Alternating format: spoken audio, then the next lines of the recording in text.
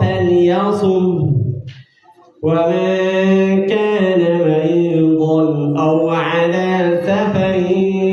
فعدة من أيام أخر يريد الله بكم اليسر ولا يريد بكم العسر ولتكبروا الله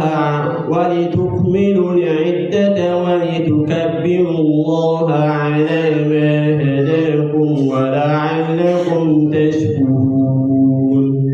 يودي تقطعون كفندي كم تني عدن تاته يقام تقول جماعة تقطعنا هاي جاران تنتاج واللي سن أمة إسلامات وخان أواز كي جتن تن كيسة تجتن تقوم يوم فاوني سن إسلام أو جتن إسلام أجتون أتلون إسلام كنامي أكس أواز سرّا فتبرتو كن الإسلام بديسي المانا خديدو كن كجير إسلام أبودي ورّا كيسة إسلام أواز بدين إسلام ما أجرولن أواز سو أواز كن كيسة تبرتو تي مقال خنا يوم والقبض إجارة تقطات وجت وغرت وغتبوبت غير نسين إسلام ما خيسا قبض دقومت والنسين من ربكت دقومت تقومت لمامت قايسين نمادوچت دقامت سبحان الله عجائب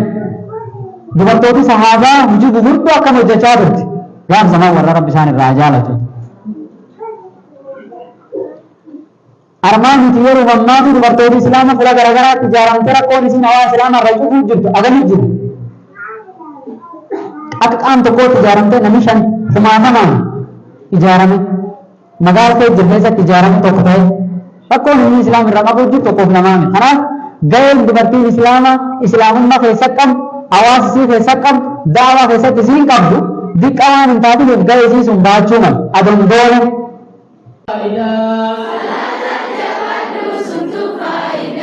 Salata jabatu suntu faida Salata jabatu suntu faida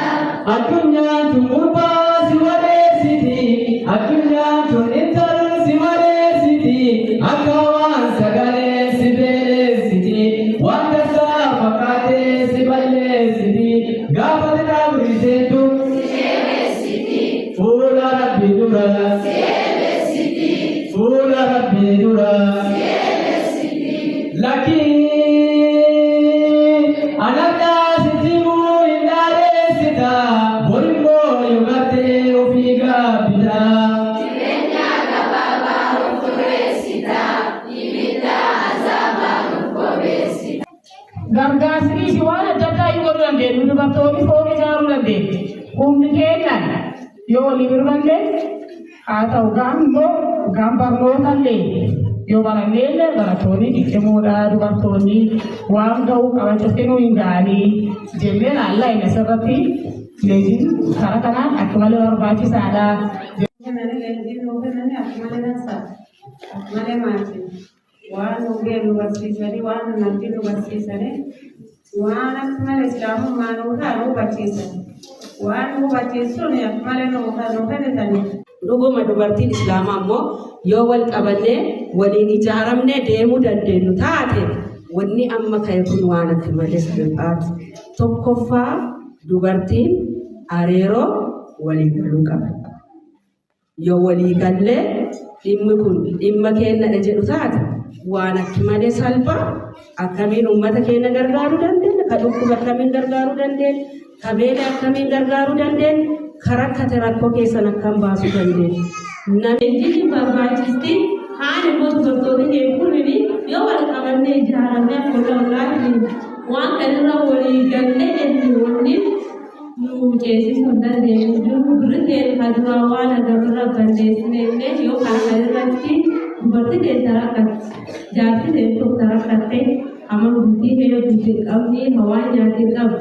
gargaaru. Kakasih buat kasu kakasih dari jalan tuan saya ini akan tetap